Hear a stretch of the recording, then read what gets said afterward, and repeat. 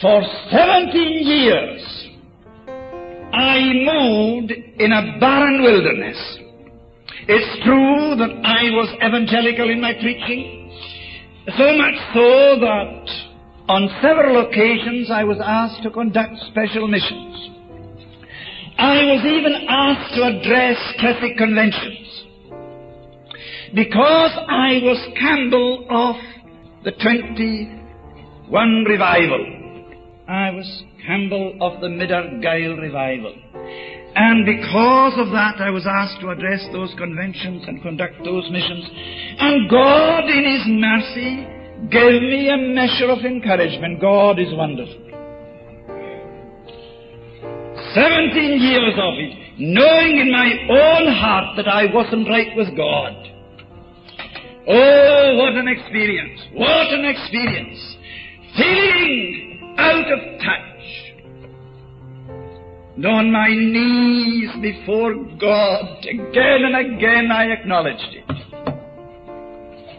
Until one morning,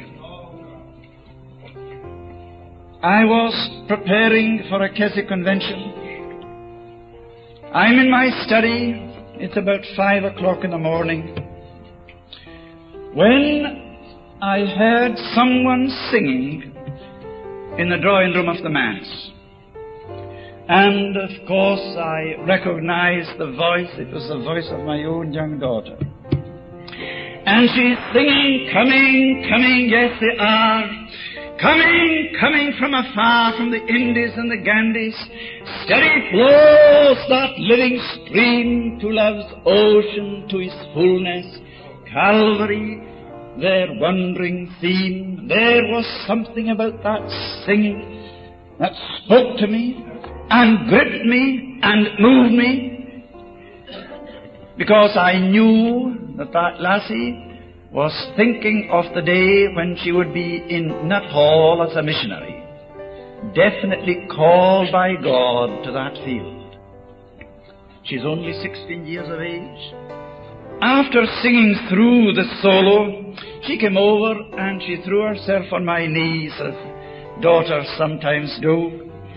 She put her 2 arms round my neck and said to me, "Daddy, I would like to have a talk with you." Well, I said, "Gina, I'll be happy indeed to talk with you." But oh, what was coming to me. We went to my study. And she said, "For several days, Daddy, I've been battling against facing you with this question, but I must do it. When you were a young pilgrim, before you went in for the ministry, you saw revival. You saw revival. How is it, Daddy, that you're not seeing revival now?" And then faced me with this crushing question. "Daddy, you have a large congregation, and many are joining the church. But Daddy, when did you last kneel beside a poor sinner and led him to Jesus?" My dear people, that shook me. That shook me. I went to the Keswick convention that night and did my part. But on my way home, I vowed in the presence of God that if He didn't bring me back to the experience that I had on that horse's back, I would give up the ministry and go back into business. And my dear people, I meant it. Oh, I meant it. I would be anything but a deceiver. When I arrived home, I couldn't take supper. I went to my study. I said to my wife and daughter, "Don't disturb me tonight. I'm going to have a session with God." And I threw myself on my face in my study. And I cried to God to forgive me. Oh, I cried to Him to forgive me. And in about an hour, bless His name, He came to me. Who forgiveth all thine iniquities, and who healeth all thy diseases. And I knew that God had come to make me again, and to bring me back to that glorious experience in the fullness of the blessing of the Holy Ghost. I know that I lay there with this power coming over me. Oh, I can't fully describe it. I can't put it into words. But I was caught up in an experience that could only be explained in terms of God. An experience of the Holy Ghost that had come again. But just at that moment, a vision came to me. And that was a vision of hell.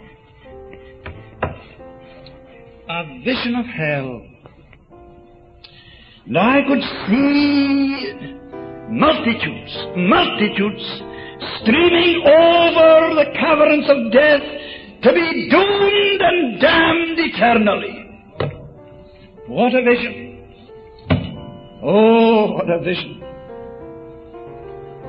At that moment, the door of my study opened, and that dear lassie came in. She lay down beside me, and I can almost hear her voice now as she is praying to God and saying, "Oh, Jesus, keep His reason to Daddy." She was afraid that I was going mental because of the vision that God gave me. The vision of souls lost eternally. God kept my reason to me. And suddenly it left me. But it left me weak. Oh, brother, it left me weak. And then a voice seemed to say to me, "Go back to the faith mission. Give up the ministry. You've suffered much by what you listened to in the church. For 17 years you've been in a barren wilderness. God has come to you again. Obey God." And thank God, oh, thank God. I said yes to God, and the flood tides of glory came over me again. And if I had a vision of hell, oh, I had a vision of the risen Christ. The risen Christ, able to save to the uttermost, and God saying to me, "Go out and tell it again." And on the following morning, I wrote 3 letters to the secretary of my congregation, to the presbytery clerk, and to the clerk of assembly, resigning my charge in this town, but retaining my status as a Presbyterian minister in Scotland. And I retain that to this day. But I'm now free. A month's time, I'm free to go out. I'm free to proclaim the glorious gospel, and I'm happy in the midst of the Holy Ghost. Amen. My dear people, I say that from the depth of my heart. It was the Holy Ghost that did it. And in a very short time, I found myself in the midst of this glorious revival that continued for 3 years and continues to this day. It has kept coming since then, wave after wave.